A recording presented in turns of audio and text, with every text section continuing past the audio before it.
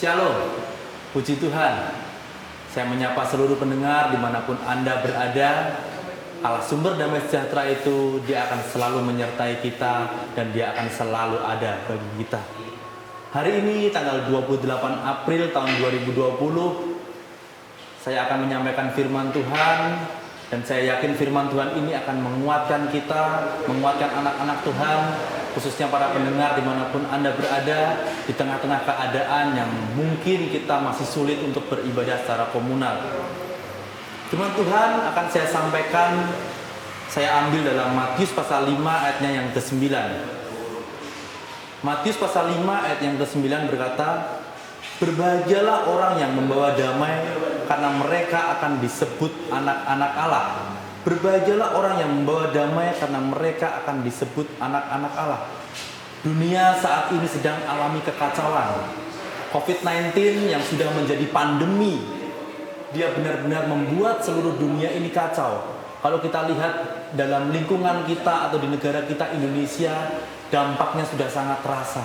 Tapi dampaknya ini lebih dari hanya di negara kita Indonesia, tapi dampaknya sudah meluas sampai ke seluruh dunia.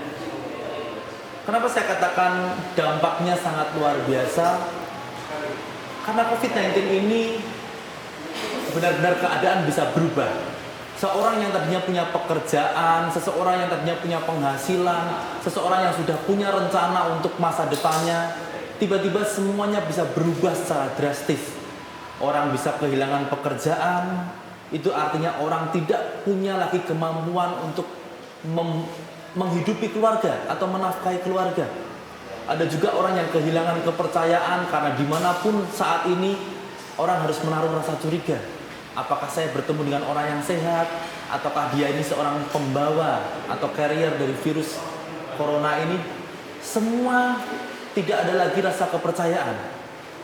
Dan yang terparah adalah saat COVID-19 ini sampai merenggut nyawa seseorang. Dan itu mengakibatkan harus ada orang yang kehilangan atau harus menghadapi sebuah kenyataan bahwa dia kehilangan orang yang dikasihinya. Dan akhir-akhir ini kita tentu tidak jauh dari berita, dan semua yang kita dengar, semua berita yang kita dapat itu sedang berbicara tentang COVID-19. Dan banyak di antaranya, di antara berita-berita yang kita dengar ini adalah berita-berita yang mengerikan, berita-berita yang tidak membawa sebuah harapan. Dan ditambah dengan tidak adanya kepastian obat yang benar-benar ampuh atau benar-benar bisa menyembuhkan penyakit ini dengan pasti, itu membuat semua keadaan semakin kacau, membuat keadaan semakin lagi tidak ada harapan, dan dunia semakin bingung, semakin tidak pasti harus menghadapi masa-masa ini seperti apa. Berita-berita yang mengerikan sudah menghantui manusia. Berita-berita yang mengerikan sudah selalu kita dengar dari kita mulai bangun tidur sampai kita kembali tidur. Selalu kita mendengar berita-berita itu. Pada intinya, dunia sedang krisis damai sejahtera. Hari-hari ini, dunia sedang krisis damai sejahtera. Dan kalau kita kembali ke ayat yang tadi dikatakan bahwa sebagai anak Allah, kita mempunyai tugas untuk menjadi seorang pembawa damai sejahtera. Allah mau kita menjadi seorang pembawa damai sejahtera di tengah dunia yang memang sedang krisis akan damai sejahtera ini. Kita juga lihat ayat dalam Roma pasal 14 ayat yang ke-19. Roma pasal 14 ayat yang ke-19 dikatakan, "Sebab itu marilah kita mengejar apa yang mendatangkan damai sejahtera dan yang berguna untuk saling membangun." Tadi dikatakan bahwa kita harus menjadi seorang pembawa damai. Kenapa? Karena untuk menjadi seorang pembawa damai itu dinantikan oleh dunia. Tetapi ternyata untuk menjadi seorang pembawa damai itu bukan perkara yang mudah. Dalam Roma 14 ayat yang ke-19 dikatakan, "Marilah kita mengejar apa yang mendatangkan damai sejahtera dan yang berguna untuk saling membangun." Damai yang kita dapatkan ini sangat berarti. Damai yang kita berikan untuk dunia itu nantinya akan sangat berarti. Karena apa? Karena damai ini sangat-sangat dibutuhkan dunia, karena damai ini dapat membangun.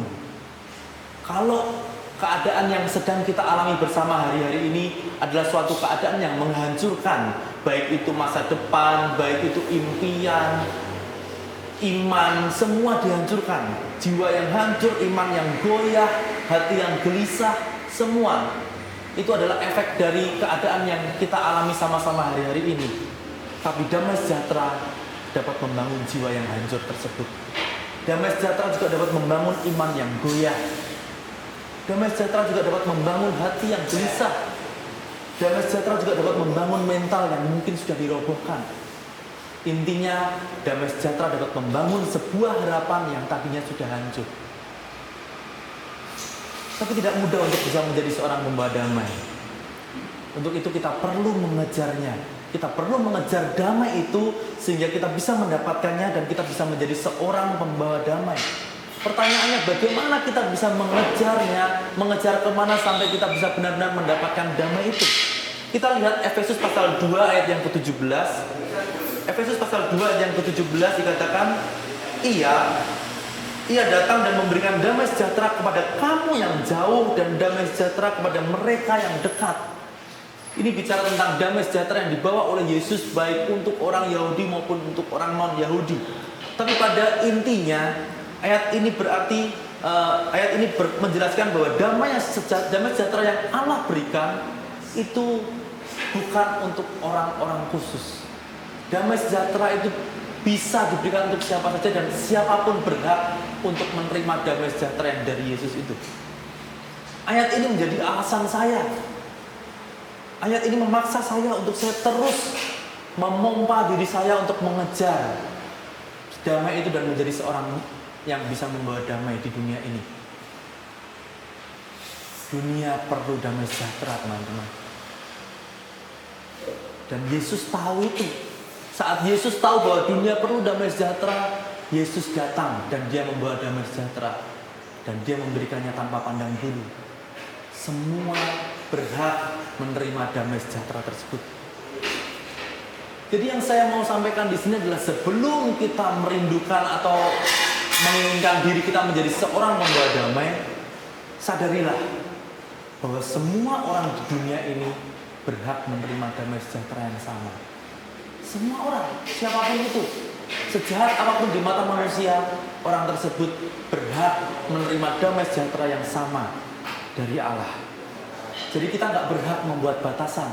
Kita nggak berhak membatasin, oh kamu belum siap menerima damai sejahtera ini. Bukan kita yang menyatakan siap atau tidak. Yesus berikan untuk semua manusia tanpa pandang bulu.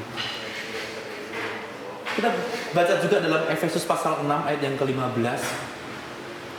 Efesus pasal 6 ayat yang ke-15 berkata, kakimu berkasutkan kerelaan untuk memberitakan Injil damai sejahtera. Kakimu berkasutkan kerelaan untuk memberitakan Injil damai sejahtera.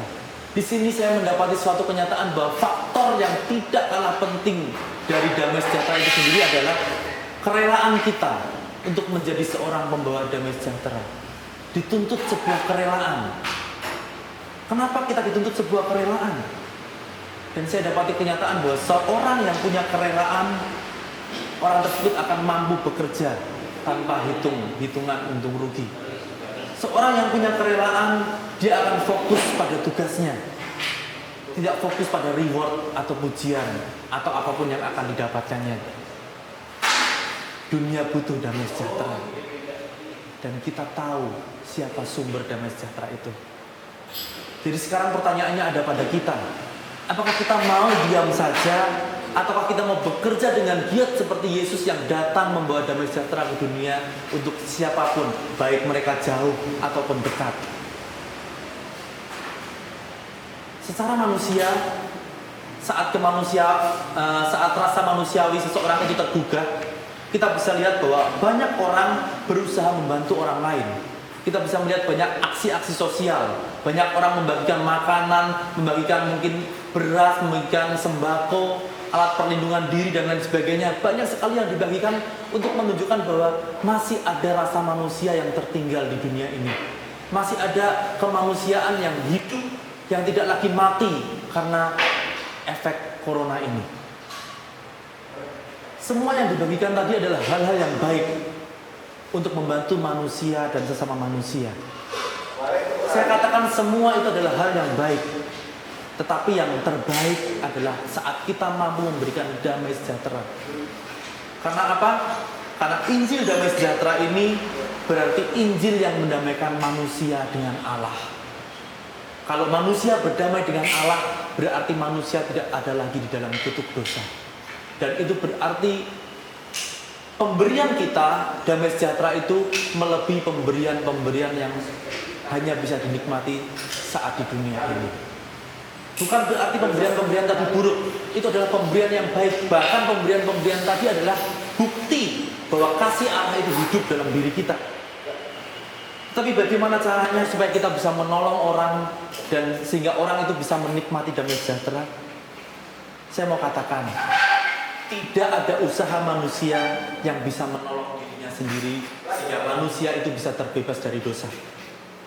Tetapi Injil ini, Injil damai sejahtera, ini akan membangun iman seseorang sehingga orang yang tadinya terbelenggu dalam dosa, orang ini bisa punya iman kepada Yesus sehingga bisa merdeka dan alami damai sejahtera. Dalam 1 Korintus 9 ayat ke-16, 1 Korintus pasal 9 ayat yang ke-16 dikatakan, karena jika aku memberitakan Injil, aku tidak mempunyai alasan untuk memegahkan diri. Sebab itu adalah keharusan bagiku. Celakalah aku jika aku tidak memberitakan Injil. Satu pesan saya kepada seluruh pendengar, anak-anak Tuhan dimanapun Anda berada, beritakanlah Injil ini. Karena memberitakan Injil, ini bukan berarti tentang kita. Ini tidak berarti tentang kita. Ini bukan tentang siapa kita, tetapi ini tentang Allah yang mau berdamai dengan siapa saja yang menerima Injil ini. Tuhan berkati.